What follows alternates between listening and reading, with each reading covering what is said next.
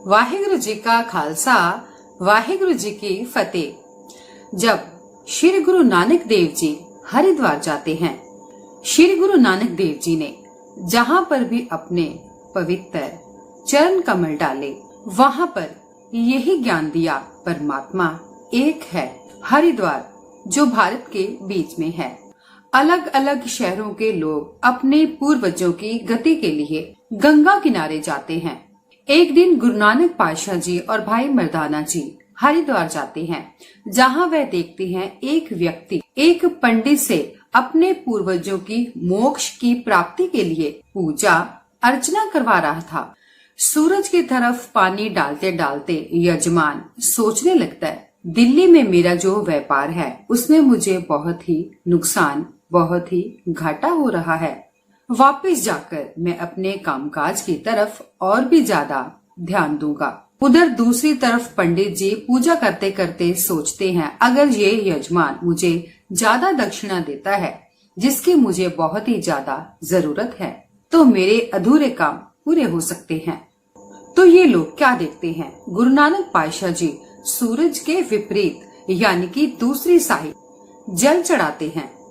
तभी पंडित को ये सब देखकर बहुत ही क्रोध आ जाता है। क्या आपको ये नहीं पता कि सूरज की पूजा क्यों की जाती है? तब गुरु नानक पातशाह जी निम्रता सहित बेनती करते हैं, मुझे तो ये नहीं पता, ये चीज मुझे आप ही बता दीजिए। तभी पंडित जी बोलते हैं, सूरज की तरफ मुंह करके पानी डालने से हमारे पूर्वजों को शांति मिलती है। तब गुरु नानक पातशाह जी पंडित जी से पूछते हैं कि आपके पूर्वज कहाँ रहते हैं? तभी पंडित जी बोलते हैं कि हमारे पूर्वज यहाँ से हजारों किलोमीटर की दूरी पर रहते हैं। तो गुरु नानक पातशाह जी जल वापस वहीं चढ़ाते हैं जहाँ वो पहले चढ़ा रहे होते हैं। तब पंडित जी और भी ज्यादा क्रोध में आकर कहते हैं कि आप ये क्या कर रहे हो? मैंने आपको कितना समझाया, पर फिर भी आप वही कर रहे हो। तो गुरु नानक पातशाह जी कहते हैं, ये पानी मैं अपने खेतों को दे रहा हूँ जो पंजाब में है। गुरु नानक पातशाह जी की ये बात सुनकर पंडित जी और यजमान दोनों ही जोर जोर से हंसने लग पड़ते हैं। तो यजमान बोलता है कि ये आपका पानी इतनी दूर पंजाब के खेतों में कैसे पहुँच जाएगा? तो गुरु साहिब जी बोलते हैं, क्यों नहीं जा सकता? जब तुम्हारे पूर्वज तुमसे हजारों किलोमीटर की दूरी पर हैं, अगर उनको पानी जा सकता है तो मेरे खेत तो थोड़ी ही दूरी पर हैं, ये पानी तो वहाँ पर आराम से चला जाएगा। ये सुनकर पंडित और यजमान दोनों ही गहरी सोच में पड़ जाते हैं। गुरु नानक पातशाह जी बोलते हैं, यजमान, जब तुम अपने पूर्वजों की पूजा करवा रहे थे तो तुम क्या सोच रहे थे? तो गुरु नानक पातशाह जी बताते हैं, जब तुम अपने पूर्वजों की पूजा कर रहे थे, उस समय तुम सोच रहे थे कि जो मेरा दिल्ली में कामकाज घटता जा रहा है, उसको तुम कैसे ठीक कर सकते हो? और पंडित जी, आप यही सोच रहे थे ना कि इस पूजा के बदले आपको ज्यादा से ज्यादा धनराशि मिल जाए। यह सुनकर पंडित और यजमान दोनों ही हैरान हो जाते हैं। तो गुरु नानक पातशाह जी के आगे अपना शीश निवाकर नतमस्तक होते हैं।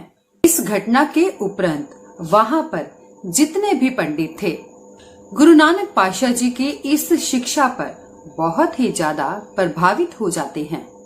तो गुरु नानक पातशाह जी को अपने निवास स्थान पर ले जाते हैं।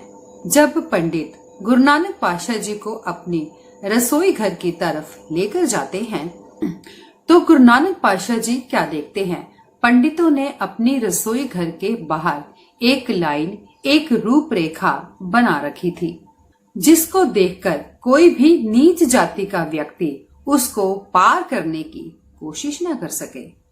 रसोई घर में साफ सुथरे कपड़े पहनकर पंडित जी खाना तैयार कर रहे थे। गुरु नानक पातशाह जी सभी को कहते हैं, तुम्हारा चौका यानी कि रसोई गंदी हो चुकी है। तो पंडित बोलते हैं, नहीं गुरु साहिब जी, ये कैसे हो सकता है? लकड़ियों को हमने अच्छी तरह से धोया है, तरह से साफ किया है, और हम सभी नहाए हुए हैं। हमारी रसोई घर में कोई भी नीच जाति का व्यक्ति नहीं है। फिर हमारा चौका गंदा कैसे हो गया? गुरु साहिब जी हंसकर फरमाते हैं, मुझे तो तुम्हारे साथ 4 नीच जाति के व्यक्ति बैठे हुए नजर आ रहे हैं। तो पंडितों ने हैरान होकर बोला, गुरु साहिब जी ये कौन है?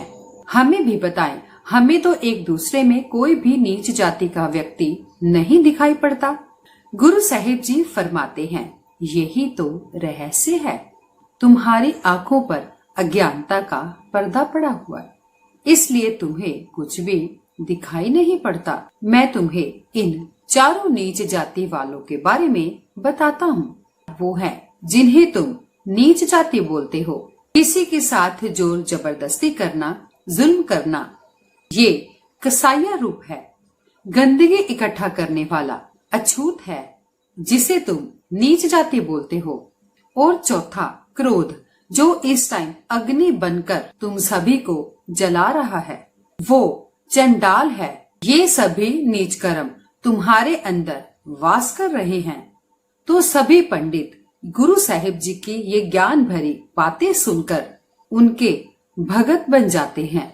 गुरु साहिब जी उन्हें समझाना करते हैं कि सत्य बोलो, अपने मन की इच्छाओं के ऊपर वश करो। इस तरह गुरु नानक पातशाह जी ने सभी पंडितों को सच का मार्ग दिखाया और अगली यात्रा के लिए चल पड़ते हैं। आज के लिए इतना ही। मिलते हैं अगली वीडियो में। वाहिगुरु जी का खालसा, वाहिगुरु जी की फतेह।